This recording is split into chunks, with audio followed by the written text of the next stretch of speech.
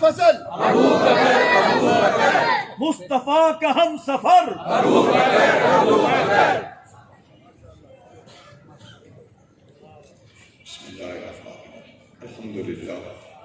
الحمد لله نحمده ونستعينه ونستغفره ونؤمن به ونتوكل عليه ونعوذ بالله من شرور أنفسنا ومن سيئات أعمالنا من يهده الله فلا مضل له ومن يضلله فلا هادي له ونشهد أن لا إله إلا الله وحده لا شريك له ونشهد أن سيدنا ومولانا محمدا عبده ورسوله أما بعد فأعوذ بالله من الشيطان الرجيم بسم الله الرحمن الرحيم إلا تنصروه فقد نصره الله إذ أخرجه الذين كفروا ثاني اثنين إذ هما في الغار إذ يقول لصاحبه لا تحزن إن الله معنا صدق الله مولانا العظيم إن الله وملائكته يصلون على النبي يا أيها الذين آمنوا صلوا عليه وسلموا تسليما درود پاک پڑھیں اللہم صلی علی سیدنا مولانا محمد وعلی آل سیدنا مولانا محمد وبارک وسلم الصلاۃ والسلام علیک یا سیدی یا رسول اللہ وعلی آلک واصحابک یا سیدی یا حبیب اللہ۔ صدر محفل معزز و مکرم واجب الاحترام ذی العزت والاحتشام حضور قبلہ امیر سید خلیل الرحمن شاہ صاحب ادام اللہ و ذلہ العالی، محترم المقام جناب حضرت علامہ ظہیر الدین صاحب بابر، جناب محترم حضرت علامہ نعیم امجد صاحب چشتی، محترم قبلہ حاجی احسان حق صاحب فریدی، دیگر کثیر التعداد علماء کرام، بزرگوں، بھائیوں، عزیزوں، اللہ کریم مجھے اور آپ کو حضور محبوب نبی کریم رؤوف الرحیم صلی اللہ علیہ وآلہ وسلم کی سچی غلامی، محبت اور اتباع کی توفیق عطا فرمائے۔ اللہ تعالی ہم سب کا خاتمہ ایمان پر کرے۔ اتنی بڑی مسجد، ایسا روح پرور ماحول، اتنے زیادہ علماء کرام، اس قدر عوام کا مجمع دیکھ کر دل کو مسرت بھی ہو رہی ہے اور ایمان کو تازگی بھی مل رہی ہے۔ اللہ کریم اس مسجد کی کمیٹی، انتظامیہ اور اس محفل کے انعقاد کرنے والے حضرات کو جزائے جزیل عطا فرمائے، اجر کثیر عطا فرمائے۔ آج ہمارا موضوع جو فقیر کو بتایا گیا ہے وہ افضل البشر بعد الانبیاء سیدنا ابوبکر صدیق ہے۔ جب ہم نبی کریم رؤوف الرحیم صلی اللہ علیہ وسلم کے صحابہ کرام اہل بیت اطہار کا ذکر کرتے ہیں تو اس میں جیسا کہ قبلہ بابر صاحب نے ارشاد فرمایا کہ ہم صحابہ اور اہل بیت سب سے محبت کرتے ہیں۔ پھر دوسری بات یہ ہے کہ ان میں سے جس کی بھی شان ہم لکھیں، پڑھیں یا سنائیں، کسی ایک کی شان کو جب ہم بیان کرتے ہیں، دوسروں کی شان فی الحال ہم اگر نظر میں نہ رکھیں تو کسی ایک کو پڑھیں تو ایسا لگتا ہے اس جیسا ہے ہی کوئی۔ ماشاءاللہ انڈیویجول کسی ایک کو انفرادی طور پہ پڑھیں تو ایسا لگے گا کہ ان جیسا کوئی دوسرا ہے ہی نہیں۔ لیکن جب ہم سب کی مجموعی طور پر شانیں دیکھتے اور پڑھتے ہیں، سب پر نظر کرتے ہیں، تو صدیق اکبر رضی اللہ تعالیٰ عنہ سب سے اوپر نظر آتے ہیں۔ سبحان اللہ۔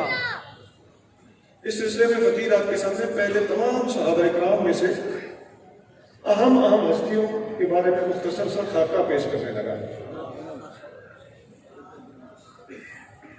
حدیثوں میں آتا ہے نبی کریم رؤوف الرحیم صلی اللہ علیہ وسلم کی امت میں سب سے پہلے صحابی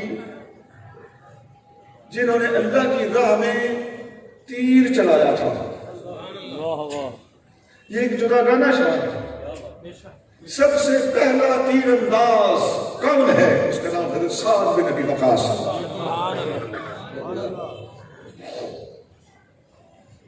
اسی طرح ایک حدیث میں آتا ہے کہ نبی کریم صلی اللہ علیہ وسلم جب ہجرت کر کے مدینہ منورہ پہنچے تو آپ کریم صلی اللہ علیہ وسلم نے فرمایا کاش کوئی اللہ کا صالح بندہ ہوتا، نیک بندہ ہوتا ہوتا جو میرا پہرا دیتا اور میں سو جاتا.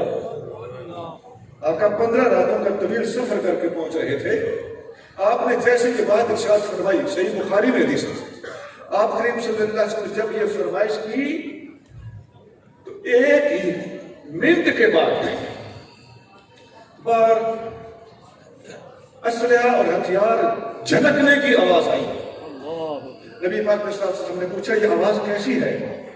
اتنے میں ساتھ نبی وقاص سامنے آ گئے. عرض کرتے ہیں یا رسول اللہ, آپ نے فرمایا تھا کہ کاش کوئی بندہ ہوتا جو میرا پہرا دیتا. غلام ایک منٹ میں اسلحہ لے کر آ چکا ہے, تلوار بھی پاس تھی, کمان بھی پاس تھی, تیر بھی پاس تھا. نبی پاک صلی اللہ علیہ وسلم کے پاس پہرا دینے کی آ گئے. حدیث میں آتے ہیں حضور سو گئے.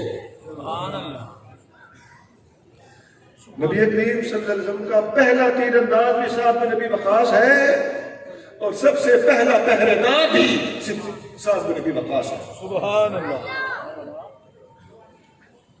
ایک حدیث میں اس طرح بھی آتا ہے, نبی کریم رؤوف رحیم صلی اللہ علیہ وسلم نے جنگ احد میں حضرت سعد بن ابی وقاص کو فرمایا ارم فداک ابی و امی, مار تیر تجھ پہ میرے ماں اور باپ قربان ہوں.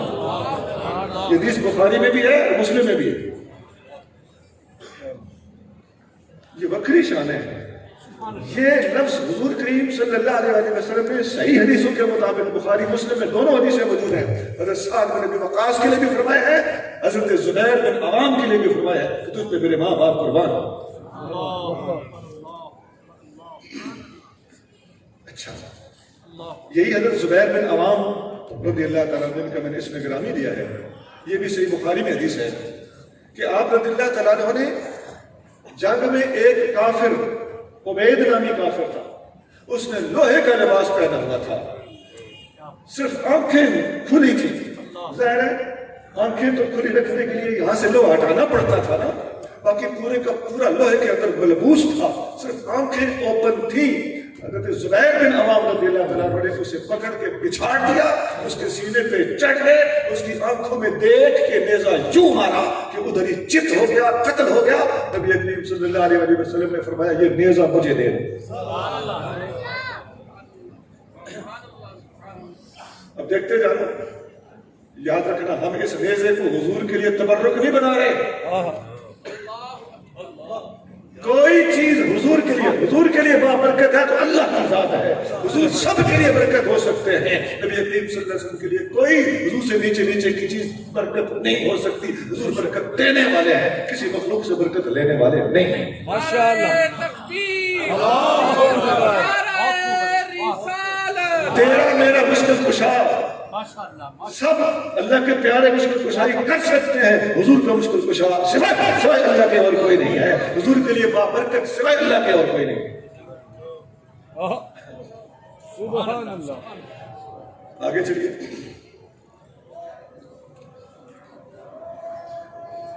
ایک اور حدیث میں آتا ہے, انشاءاللہ ایک صحابی ہے حضرت طلحہ رضی اللہ تعالیٰ, ایک صحابی ہے ابو طلحہ. یہ دو جدا جدا صحابی ہیں, نام ملتے جلتے ہیں, طلحہ اور ابو طلحہ. حضرت طلحہ عشرہ مبشرہ میں سے ہے, اور یہ بھی صحیح بخاری میں حدیث ہے. ایک جنگ میں نبی کریم رؤوف رحیم صلی اللہ علیہ وسلم کی طرف آتا ہوا ایک تیر حضرت طلحہ نے دیکھا, تو آقا کے آگے آ کر اس تیر کو اپنے ہاتھ پہ جل کے, اپنے ہاتھ پہ لے کے زندگی بھر کے لیے اپنا ہاتھ شل کر لیا, لیکن نبی کریم صلی اللہ علیہ وسلم کی طرف آنے والا تیر روک کے رکھ دیا. سبحان اللہ. اسی طرح سے بخاری میں, یہ اکثر حدیث چونکہ بخاری میں ہے لہذا میرا نام لینا میری مجبوری ہے. اسی کتاب ایک اور حدیث ہے حضرت ابو طلحہ کے بارے میں. نبی کریم رؤوف رحیم صلی اللہ علیہ وسلم ان کے پاس تیر لا لا کے رکھ رہے تھے. جنگ احد میں یہ بڑے زبردست تیر انداز تھے, تیر اتنی سپیڈ سے پھینکتے تھے دشمن کو لگتا تھا پوری فوج لگی ہوئی ہے.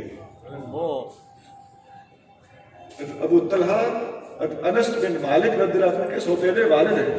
انہوں نے ہی انس بن مالک حضور کے پاس لا کے پیش کیا تھا, حضور یہ بطور خادم قبول فرمائیے, مدینہ میں آپ نئے نئے تشریف لائیں, آپ کو کسی خادم کی ضرورت ہوگی, بچہ جینیس ہے, سمجھدار ہے, لائق ہے, قابل قربان ہے, اسے قبول فرمائیے. سبحان. یہ وہ ہستی ہے. حضرت ابو طلحہ رضی اللہ تعالیٰ عنہ تیر مارے جا رہے ہیں کافروں کو. نبی کریم صلی اللہ علیہ وسلم تیر پکڑ پکڑ کے آپ کے پاس لا کے رکھ رہے ہیں کہ چلاتے جاؤ. تو ایک دفعہ حبیب کریم صلی اللہ علیہ وسلم اپنا سر مبارک اٹھا کے دیکھنا چاہا کہ دشمنوں کے ہاں تیر کیسے لگ رہے ہیں. تو ابو طلحہ نے اپنے آقا کے سر مبارک کو پکڑ کے نیچے زور دے کر عرض کیا اخفض راسک یا رسول اللہ نہری دون نہر، یا رسول اللہ اپنا سر مبارک نیچے کیجئے، آپ کی گردن پہ میری گردن قربان ہو.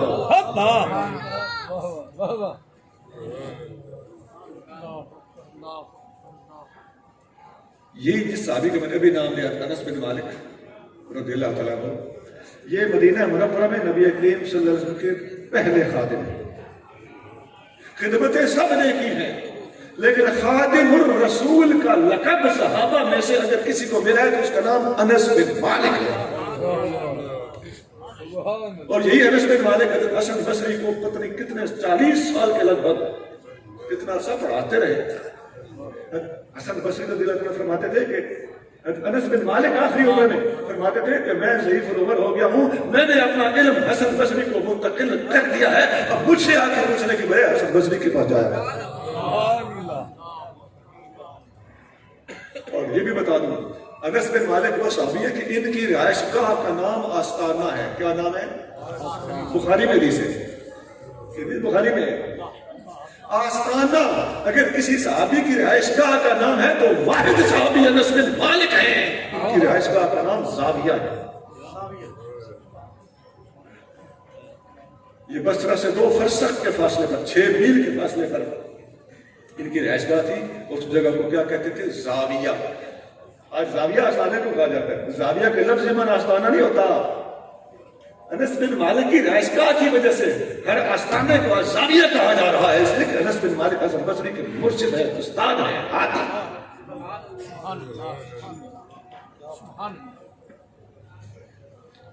اس زمانے میں ایک مرید ہزاروں مرشدوں سے فیض لیتا تھا. یہ بھی بات کلیئر کرتے ہیں، ایک مرید ہزاروں مرشدوں سے فیض لیتا. تو یہ انس بن مالک رضی اللہ عنہ کی چند خصوصیات میں نے عرض کی. آگے چلیے. تمام صحابہ کرام علیہ رضوان موجود ہیں، لیکن امامت کے مسلح پہ کھڑا ہونے کا حکم صحیح بخاری میں موجود ہے. نبی کریم صلی اللہ علیہ وسلم نے فرمایا مروا ابا بکر فلیصلی بالناس، میرا پیغام ابو بکر کو پہنچاؤ آ کے میری امت کو نماز پڑھائے. سبحان اللہ. سب موجود ہیں، لیکن حکم کس کو دیا جا رہا ہے؟ صدیق اکبر رضی اللہ عنہ. ایک اور حدیث ہوئی، تمام صحابہ موجود ہیں. خیبر کے کئی قلعے فتح ہو چکے تھے، مسلمانوں نے مال غنیمت لوٹ لیا تھا، 2 قلعے آخری رہ گئے تھے، ان کو فتح کرنا مشکل ہو رہا تھا. تو بخاری اور مسلم میں حدیث ہے، نبی کریم رؤوف الرحیم صلی اللہ علیہ وسلم نے کہا تمام صحابہ موجود تھے، لیکن آپ نے فرمایا علی کہاں ہے؟ تو سب نے اس کے حضور آنکھوں کی تکلیف ہے، فرمایا بلاؤ. آنکھوں پہ لگ مبارک لگایا، آنکھیں ٹھیک ہوگی، جھنڈا دے کے فرمایا کہ جاؤ، اگر ایک بندے بھی آپ کے ہاتھ پہ کلمہ پڑھ دیا تو آپ کے لیے آخرت کا بہت بڑا سرمایہ. اللہ نے مرتضیٰ کریم کو عزت عطا فرمائی، ان کے ہاتھ پہ فتح ہوئی. تمام صحابہ موجود ہیں. حضرت ابو عبیدہ رضی اللہ تعالیٰ عنہ کی شان میں بخاری اور مسلم میں حدیث ہے. نجران کے کچھ مسلمانوں نے آ کے عرض کیا یا رسول اللہ ہمیں ایک امانت دار بندہ چاہیے جو امین ہو. آقا نے فرمایا میں کل تمہیں وہ بندہ دوں گا، ہوا امین حق امین، وہ ایسے امین ہے جیسے امین ہونے کا حق ہے. تمام رات صحابہ انتظار کرتے رہے شاید یہ عزت مجھے ملے، جس طرح جھنڈے کے لیے انتظار کرتے رہے تھے اس طرح یہاں بھی انتظار کرتے رہے. لیکن صبح حضور نے فرمایا ابو عبیدہ بن جراح کہاں ہے؟ ان کو ان کے حوالے کر کے فرمایا ھذا امین امتی، یہ میری امت کا امین ہے. سب کی موجودگی میں صدیق اکبر امام، یہ ان کا انتخاب ہے. سب کی موجودگی میں جھنڈا علی مرتضیٰ کو ملا، یہ ان کا انتخاب ہے. سب کی موجودگی میں امیر الامت ابو عبیدہ بن جراح کو قرار دیا گیا، یہ ان کا انتخاب ہے. پتہ چلتا ہے کہ آپ کو آپ شانے ہیں، سنی وہ ہے ہر ایک شان کو اپنے اپنے درجے میں رکھ کر قبول کرتا چلا جائے. سبحان اللہ، سبحان اللہ. سنا اللہ کی قسم ہم نے دیکھا ہے سنیو آپ کے بارے میں صرف اور صرف بدگمانی ہوتی ہے اور کچھ نہیں ہوتا. ہم سب کے ہاتھ بدے غلام ہیں. بس ایسی شک شبہ ہوگا یہ تم نے نام روکھا لیا ہے, یہ تم نے القاب تھوڑے لگائے ہیں, یہ باتیں اللہ کی بارگاہ میں نہیں چلیں گی. یاد رکھو خدا کی قسم اللہ بھی کریم ہے, مصطفیٰ بھی کریم ہے, علی بھی کریم ہے, معاملہ فہم ہے, مہربان ہے, اپنے غلاموں پہ اتنی سختی نہیں فرمائیں گے. یہ سب سنیوں کے ساتھ ہیں. پھر یہ انگنت مثالیں میں نے آپ کے سامنے اپنی اپنی شان ہے. ہر ایک اللہ کے پیارے کو اللہ نے جدا شان عطا فرمائی.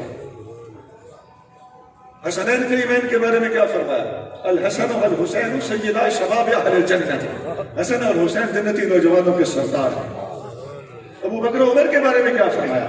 ابو بکر و عمر سیدہ کہول اہل الجنت. ابو بکر اور عمر جنتی بوڑھوں کے سردار ہیں. دونوں حدیثیں ایک ہی کتاب میں ہیں, بلکہ ابو بکر و عمر والی حدیث زیادہ کتابوں میں ہے.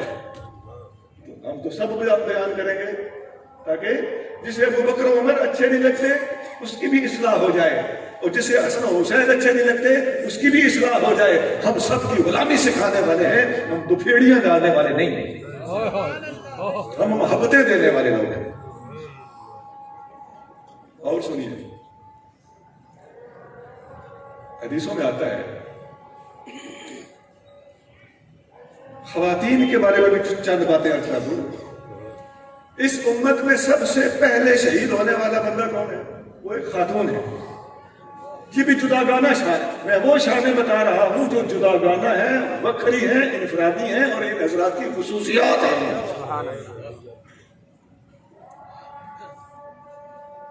حضرت سمیہ, حضرت عمار بن یاسر رضی اللہ تعالیٰ عنہ کی والدہ, حضرت یاسر رضی اللہ تعالیٰ عنہ کی زوجہ.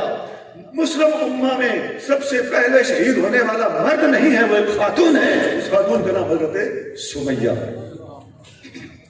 یہ ان کی وکری شان. نبی کریم رؤوف الرحیم صلی اللہ علیہ وسلم نے فرمایا فاطمہ سیدۃ نساء اہل جنت. فاطمہ تمام اہل جنت کی عورتوں کی سردار ہے. شہزادی فاطمہ کی یہ وکری شان ہے, وہ کسی اور کے پاس نہیں. بے شک. واہ واہ. دیکھتے جاؤ. ایک حدیث سے بخاری میں ہے, یہ بھی بخاری میں تھی, سیدہ پاک کے بارے میں بھی بخاری میں, اور بخاری سے ایک اور حدیث ہے کہ کامل من الرجال کثیر. نبی کریم صلی اللہ علیہ وسلم نے فرمایا مردوں میں تو بڑے بڑے کامل ہوئے.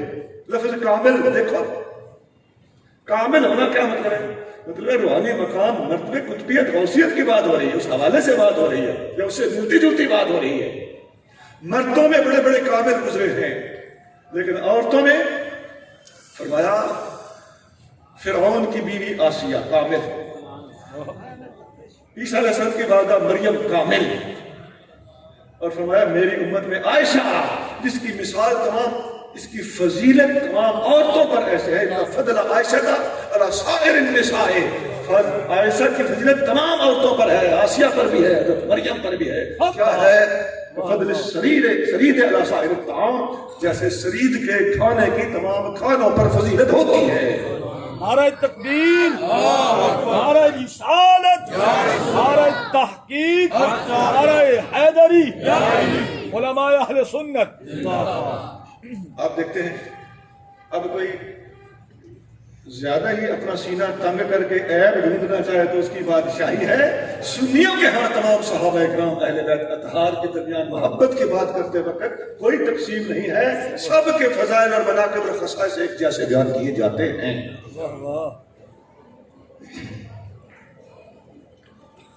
اب ایک حدیث اور سنا دیتا ہوں, اس میں بہت سارے صحابہ کا اکٹھا ذکر ہے. یہ میں نے الگ الگ حدیثیں سنائی, ایک ایک صحابی پر جدا جدا حدیث تھی. اب جامع ترمذی ابن ماجہ میں ایک اور حدیث سنانے لگا. نبی کریم رؤوف الرحیم صلی اللہ علیہ وسلم نے فرمایا ان ارحم امتی بامتی ابو بکر.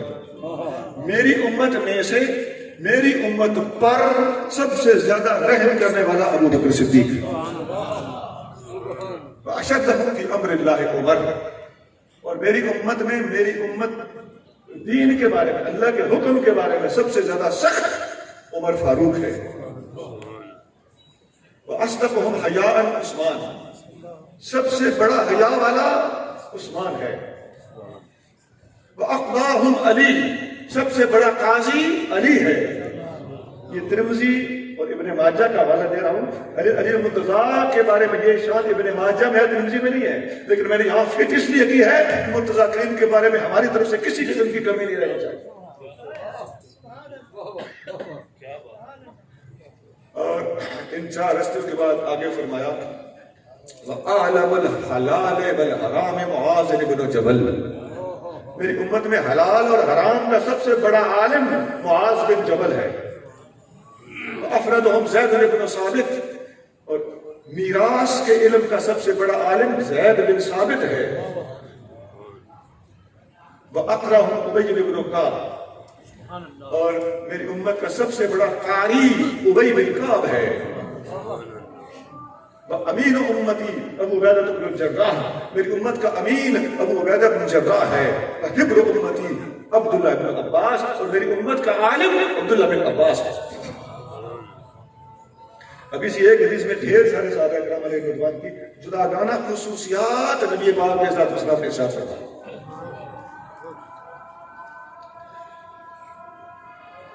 یہ جو میں نے ساری شانیں بیان کر دی ہیں، اور ایک حدیث میں بے شمار صحابہ کا ذکر آ گیا، یہاں ایک میں رزلٹ آپ کے سامنے رکھنا چاہتا ہوں۔ آپ دیکھتے ہیں ہمارے بچے 8ویں 10ویں 12ویں 14ویں 16ویں میں پڑھتے ہیں، تو آپ نے دیکھا ہوگا کہ ایک بچے نے پوری کلاس میں سے ریاضی میں سب سے زیادہ نمبر لیے، دوسرے بچے نے ہو سکتا ہے سائنس میں سب سے زیادہ نمبر لیا، ریاضی میں اس کا پہلا نمبر ہے، سائنس میں اس کا پہلا نمبر ہے، ہو سکتا ہے کسی بچے نے انگلش میں زیادہ نمبر لیا ہو، کسی نے فارسی میں زیادہ نمبر لیا ہو، کسی نے عربی میں زیادہ نمبر لیا ہو، کسی نے ڈرائنگ میں زیادہ نمبر لیا ہو۔ تو الگ الگ مضمونوں میں بچے ایک دوسرے سے آگے نکل سکتے ہیں، لیکن فرسٹ ڈویژن کس کو ملے گی؟ جو سارے نمبر جمع کرنے کے بعد سب سے آگے نکلے گا۔ تمام صحابہ الگ الگ مضمونوں میں ایک دوسرے سے آگے نکلتے رہے ہیں، لیکن سب کے نمبر جمع کیے جائیں تو تمام صحابہ کرام پر مجموعی فضیلت، جسے کہتے ہیں مطلق افضلیت، یہ ابوبکر صدیق کے پاس ہے۔ نبی کریم صلی اللہ علیہ وسلم فرماتے ہیں نمازیوں کو نماز کے دروازے سے بلایا جائے گا، زکات دینے والوں کو زکات کے دروازے سے بلایا جائے گا، روزے والوں کو روزے کے دروازے سے بلایا جائے گا۔ جنت کے 8 دروازے ہیں، 8 کے 8 پیپروں میں سب سے زیادہ نمبر مجموعی نمبر لینے والا کون ہوگا؟ ابوبکر صدیق کو تمام دروازوں میں سے بلایا جائے گا۔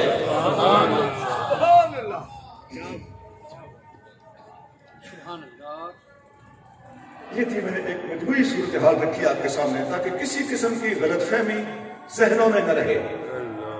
ہم غلام مصطفیٰ ہیں، اور مصطفیٰ کریم کی برکت سے، حضور صلی اللہ علیہ وسلم کے قدموں کی وجہ سے ہم جس طرح صحابہ کے غلام ہیں اسی طرح اہل بیت کے بھی غلام ہیں۔ اب یہ خاص طور سے صدیق اکبر کے بارے میں، کیونکہ آج ان کا دن ہے۔ فقیر نے جو خطبے میں آیا